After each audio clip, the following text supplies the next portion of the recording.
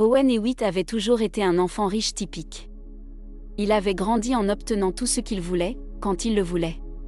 Son père lui donnait simplement une allocation chaque mois, d'une valeur supérieure à ce que certaines personnes gagnent en une année entière, et laissait le garçon à ses propres occupations.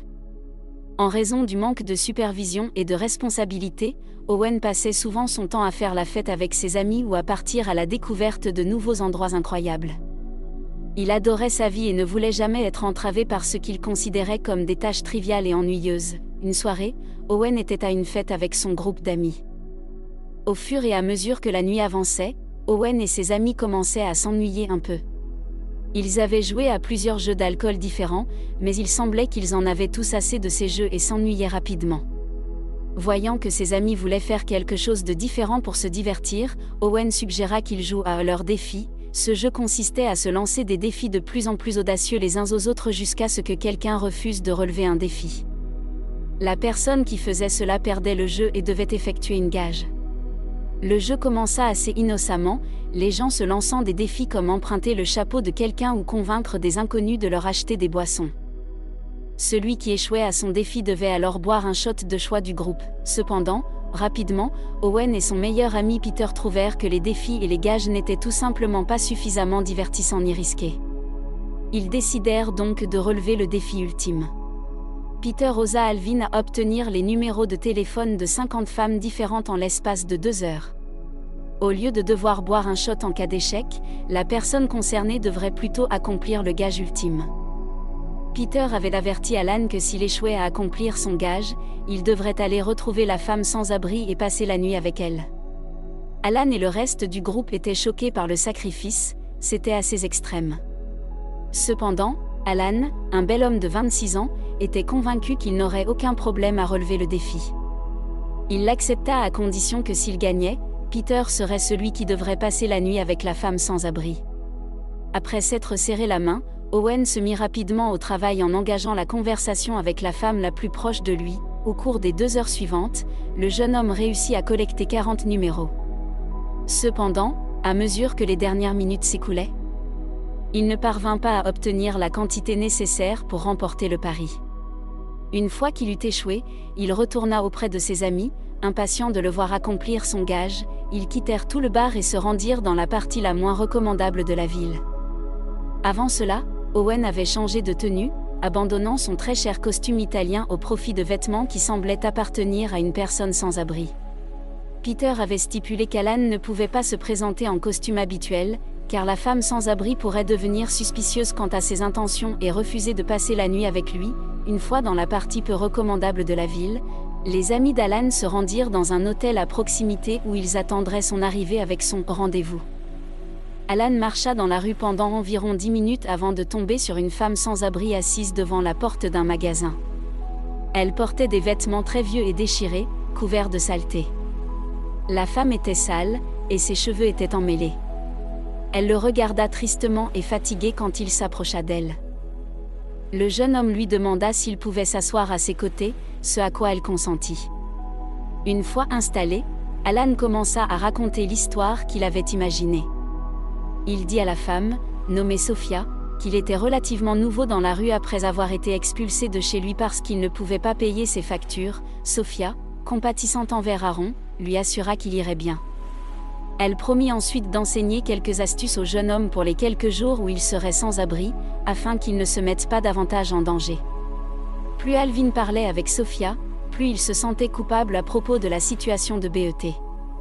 Bien qu'elle ne fût pas la personne la plus hygiénique, ce n'était pas techniquement de sa faute. Elle avait vécu dans la rue depuis un certain temps. Owen, prenant une profonde inspiration, demanda à Sophia si elle voudrait passer la nuit avec lui à l'hôtel local. Il avait juste assez d'argent pour une chambre pour la nuit.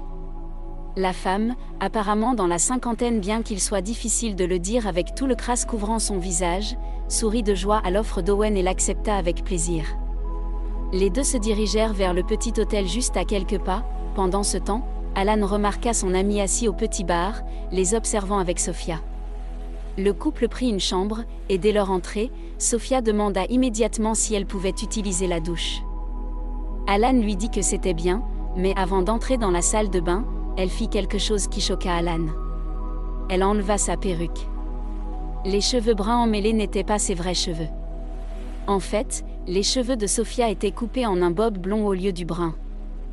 Voyant le jeune homme si confus, Sophia rit et dit à Alan qu'elle expliquerait tout après la douche. Une demi-heure plus tard, les deux étaient assis sur le lit avec une tasse de thé à la main. Alan ne pouvait pas croire la transformation que la femme avait subie dans la salle de bain. Après s'être débarrassé de toute la saleté, il pouvait voir que Sophia était en réalité assez jeune, probablement dans la vingtaine, et incroyablement belle. Voulant savoir comment elle avait fini dans la rue, Alan lui demanda ce qui s'était passé.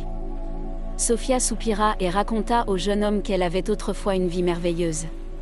Elle avait grandi dans un foyer d'accueil, mais malgré l'absence de famille, elle n'avait pas eu une vie trop difficile. Elle avait réussi à aller à l'école et avait même économisé suffisamment d'argent grâce à son travail à temps partiel pour aller à l'université. Cependant, à l'âge de 23 ans, tout avait basculé. Sophia avait rencontré un homme nommé Martin, pour qui elle avait eu un coup de foudre, avait commencé à sortir avec elle, et au début, Martin semblait être le parfait gentleman. Il l'emmenait dans de beaux endroits et lui offrait de magnifiques cadeaux. Cependant, avec le temps, l'homme est devenu très dominateur, à tel point que Sophia a dû quitter son travail à l'université et avait peur de quitter la maison de peur que Martin se mette en colère contre elle. Finalement, après quelques mois, la femme en a eu assez et a décidé de quitter son petit ami. Le seul problème était qu'elle n'avait plus d'argent car elle avait quitté son emploi. De plus, elle n'avait ni famille ni amis verts qui se tournaient pour de l'aide. Cela signifiait qu'elle devait se tourner vers la rue pour s'en sortir. La jeune femme a expliqué que la perruque et la saleté l'aidaient à cacher son identité au cas où Martin viendrait la chercher. Cela faisait environ 1 an depuis qu'elle avait été forcée de se débrouiller seule. Alan se sentait terriblement mal pour Sophia, il ne pouvait pas continuer avec le pari après avoir appris son histoire tragique. Décidant qu'il voulait aider la femme, Alan lui a expliqué tout ce qui concernait le pari et pourquoi il l'avait vraiment cherché ce soir-là. Sophia était en colère au début, mais elle l'a remercié de lui avoir dit la vérité et de ne pas avoir continué avec cela. Ensuite, Alan a dit à Sophia qu'il l'aiderait à se remettre sur pied. Le jeune homme a permis à Sophia de rester chez lui dans son appartement et l'a aidée à se réinscrire à l'université. Il a même financé leurs études. Il a commencé à comprendre que même s'il avait tout ce qu'il pouvait désirer dans la vie, cela ne lui procurait aucun sentiment de réalisation. Au contraire, aider Sophia à recommencer sa vie a fait sentir à Alan mieux que jamais auparavant. Finalement, les deux ont noué une grande amitié, au bout d'un moment, ils ont même commencé à sortir ensemble. Owen ne pouvait pas croire sa chance. Il n'aurait jamais pensé trouver l'amour de sa vie dans les rues. Ce n'était pas ainsi qu'il avait été éduqué, mais il n'en avait cure. Il savait qu'il renoncerait à tout son argent pour rester avec Sophia. Elle l'a rendu meilleur, et il était incroyablement reconnaissant envers elle. Et il est sûr de dire qu'Owen n'a jamais refait un pari comme celui-là. Au lieu de cela, il a complètement changé sa vie et a trouvé un emploi dans un bureau respectable afin de pouvoir subvenir aux besoins de Sophia et de la famille qu'ils voulaient avoir ensemble. Cette histoire incroyable montre que l'on ne devrait jamais juger un livre à sa couverture et que les meilleures personnes peuvent être trouvées n'importe où. L'argent n'a vraiment rien à voir avec cela.